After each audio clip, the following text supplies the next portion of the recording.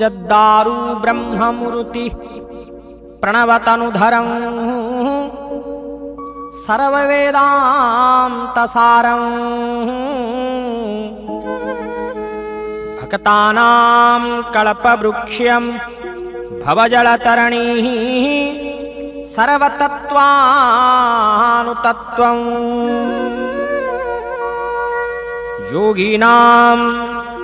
योगिनां हंसतत्त्वं हरिहरनिमित्तं श्रीपतिर्वैष्णवानां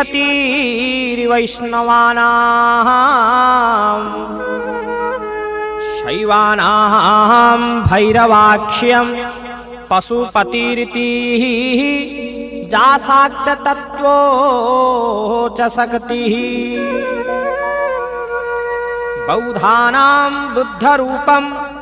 ऋषभजतिवरं जैनसिद्धान्तसारं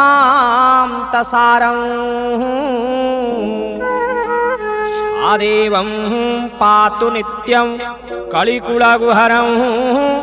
श्रीनीलशैलाधिनाथं पंच